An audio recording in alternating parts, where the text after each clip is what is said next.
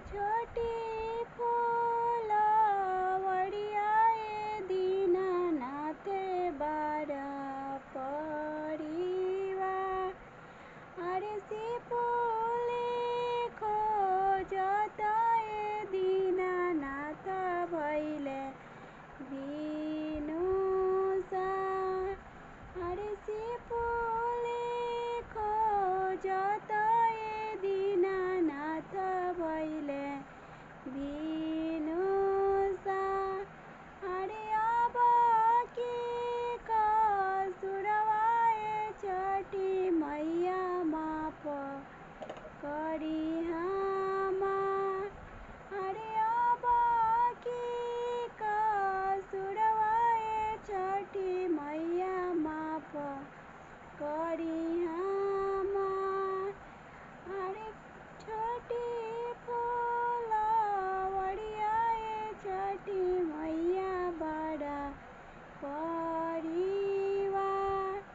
अरे नारियल खोजताए छठी मैया भैले बिनुसार।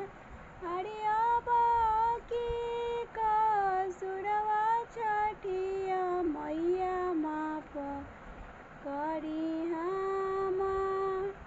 अरे अब की कसुरवाए दीनानाथ माफ करी हमार। अरे छोटी फूलवड़ियाए दीनानाथ बारा परिवार। अरे निमुआ खोजताए दीनानाथ भैले बिनुसार।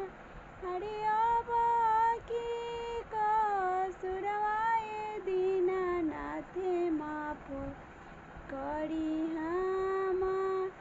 अरे अब की कसुरवाए दीनानाथ माफ करी हमार। जय हिंद, जय छठी मैया दोस्तों। प्लीज़ दोस्तों सब्सक्राइब कीजिएगा। आप लोग ज़रूर कमेंट कीजिएगा।